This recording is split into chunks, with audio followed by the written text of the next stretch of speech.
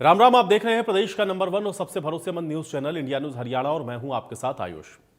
वक्फ संशोधन बिल कल यानी कि 2 अप्रैल को संसद में पेश किया जा सकता है और सरकार पहले लोकसभा में यह बिल पेश करेगी। संसदीय कार्य मंत्री किरेन रिजिजू ने कहा है कि हम संसद में वक्फ संशोधन विधेयक पेश करने की तैयारी कर रहे हैं।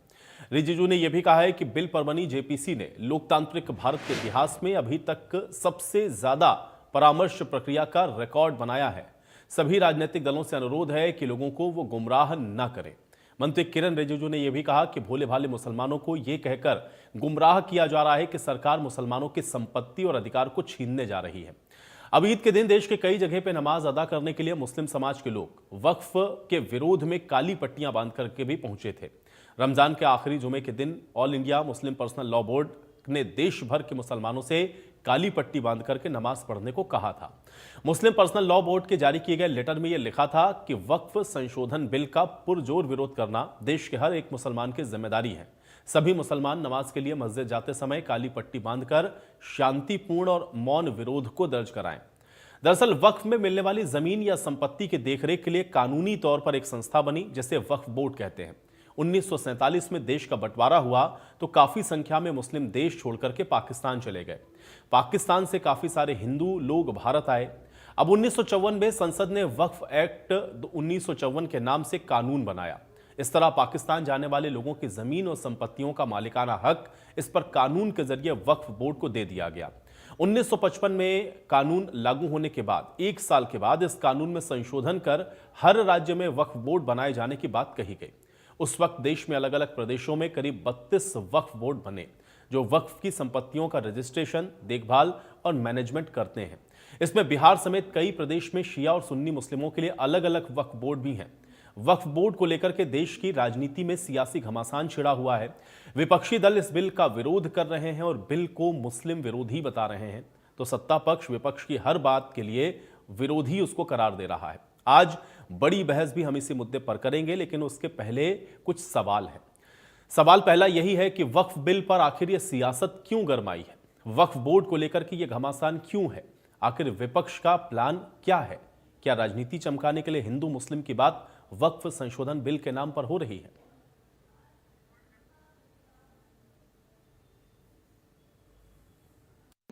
आज ये बिल जो आया है, ये कोई बिल सरकार सीधे ला रही है।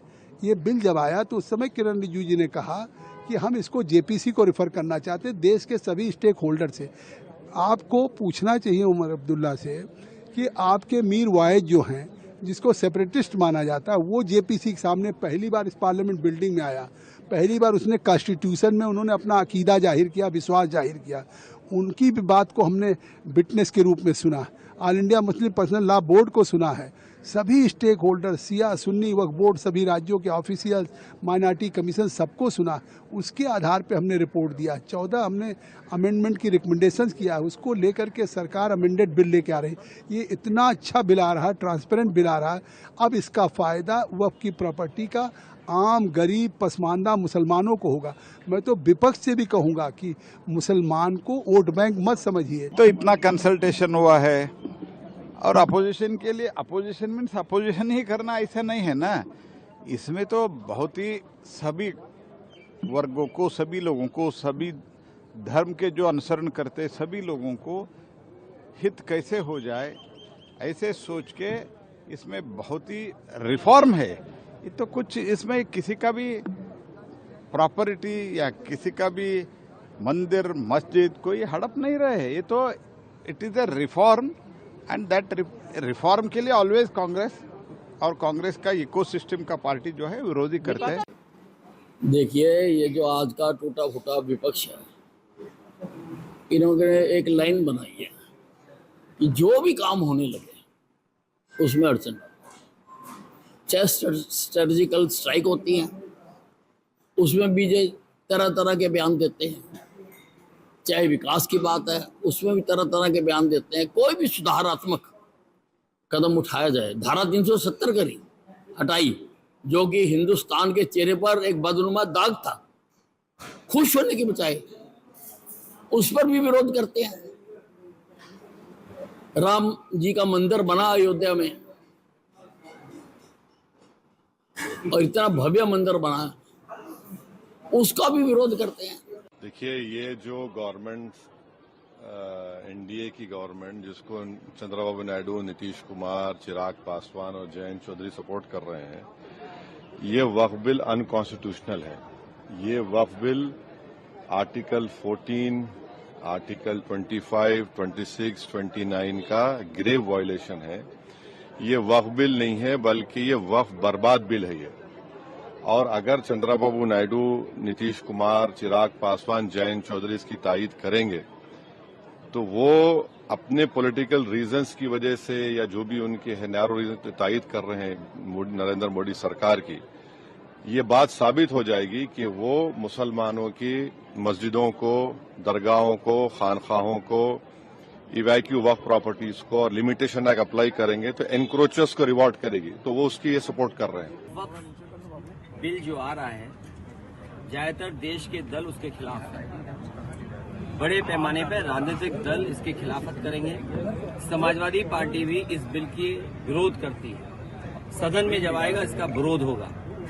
भारतीय जनता पार्टी के जितने भी अभी तक के फैसले हुए हैं, जो संविधान बदलने के या इस तरह के जो बड़े फैसले लिए हैं, उससे जनता को लाभ नहीं पहुंचा।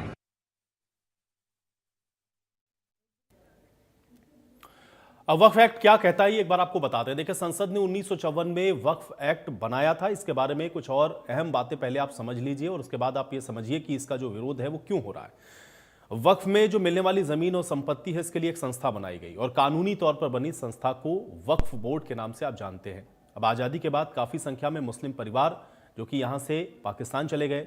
अब पाकिस्तान से काफ़ी सारे हिंदू भी ऐसे थे जो कि भारत आए, क्योंकि जब पार्टीशन हुआ तो दोनों तरफ से ये इस तरह से हुआ। अब 1954 में संसद ने एक वक्फ एक्ट नाम का कानून बनाया। अब पाकिस्तान जाने वालों की जो संपत्ति है, अब उसके लिए ये जो वक्फ बोर्ड है वो बना दिया गया, जिसमें जमीन और संपत्ति का मालिकाना हक वक्फ बोर्ड के पास दे दिया गया। इसके बाद 1955 में हर राज्यों में वक्फ बोर्ड बनाए जाने की बात आई। देश के अलग अलग प्रदेश में करीब 32 वक्फ बोर्ड हैं जो कि बनाए गए, जो वक्फ की संपत्तियों का रजिस्ट्रेशन और इसकी देखरेख करते हैं। इसमें शिया, सुन्नी मुस्लिमों के लिए अलग अलग वक्फ बोर्ड भी बनाए गए हैं जो कि इन सभी संपत्तियों का देखरेख एक तरीके से आप कह सकते हैं कि करते हैं। लेकिन अब इसको लेकर के आप देख रहे हैं कि लगातार जो प्रश्न है वो उठाए जा रहे हैं। हालांकि वक्फ संशोधन बिल आपने देखा कि जेपीसी के पास भी गया और जेपीसी में भी चर्चा होने के बाद अब कल लोकसभा में इसको रखा जाना है। लेकिन उसके पहले आप देख रहे हैं कि जो विपक्ष है वो इस पर जो प्रश्न है वो लगातार खड़े कर रहा है। लेकिन इन तमाम प्रश्नों के मायने क्या है, इसको थोड़ा बेहतर तरीके से समझते हैं। कुछ मेहमान हमारे साथ, पहले उनका परिचय करवाते हैं।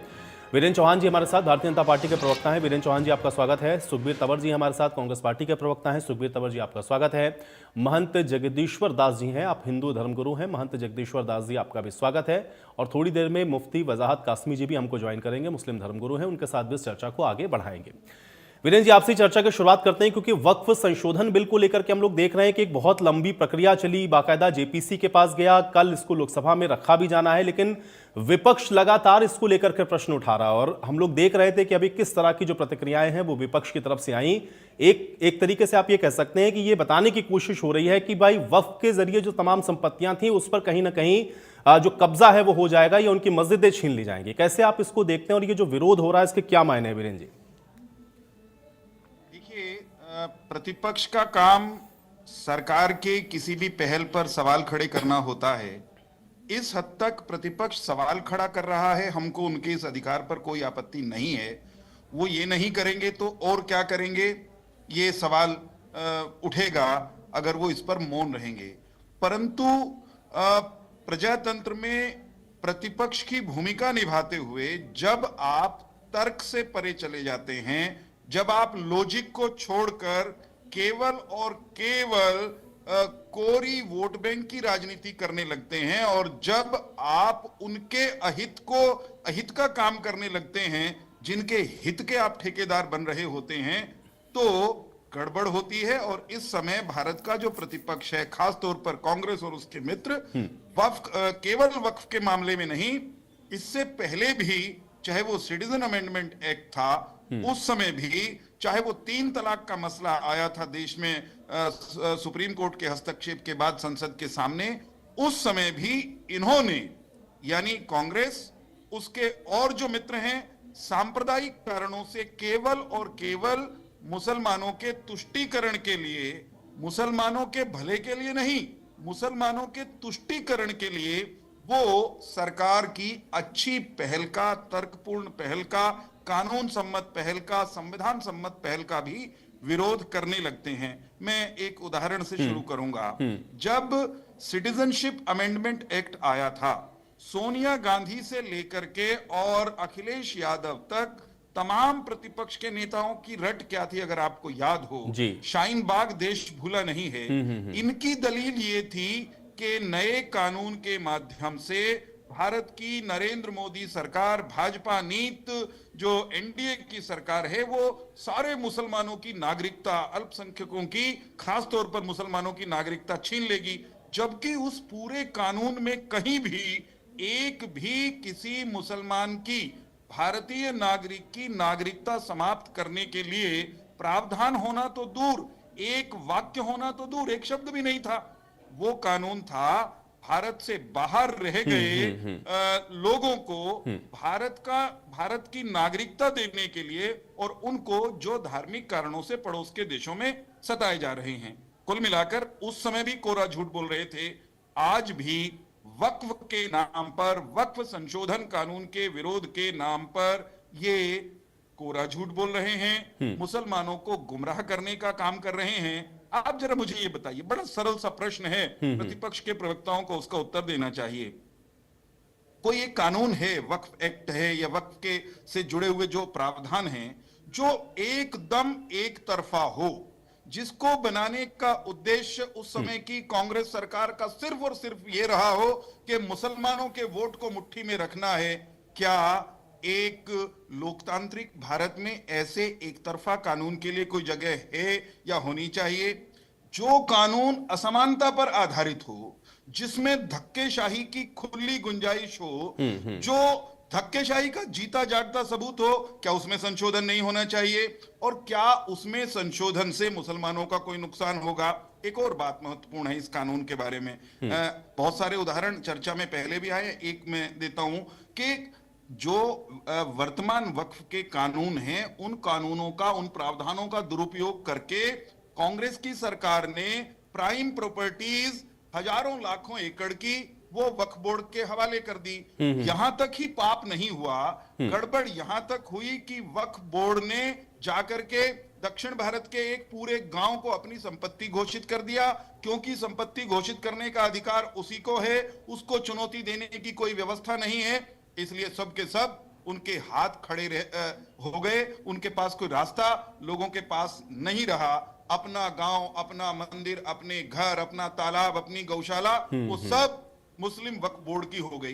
तो जिस कानून में इस तरह के अव्यावहारिक प्रावधान हो, उन कानूनों को उसमें संशोधन की आवश्यकता है। ठीक है, सुखबीर तंवर, अगर सरकार, बस मुझे एक वाक्य कहने दीजिए, ऐसे असंतुलित, असंवैधानिक, गैर कानूनी, एक तरफा प्रावधानों को संसद की सलाह करके, संसद के भीतर कानून लाकर अगर सरकार संशोधित करने जा रही है, तो प्रतिपक्ष को उसका साथ देना चाहिए। ठीक है, केवल और केवल मुस्लिमों, मुझे लगता है सुखबीर तंवर जी ने इन बातों को सुन लिया होगा। मैं उनसे जवाब लेता हूं। सुखबीर तंवर जी, भाई देखिए, जेपीसी में भी गया, जेपीसी में भी तमाम मेंबर्स थे, उसमें विपक्षी पार्टियों के भी लोग थे, और अभी ये बिल पेश होगा, फिर बिल पर भी चर्चा होगी। अगर इसमें कोई खामी या त्रुटि है तो उसमें भी प्रावधान की गुंजाइश है कि वो जो कमियां हैं, खामियां हैं, उसको दूर कर सकते हैं।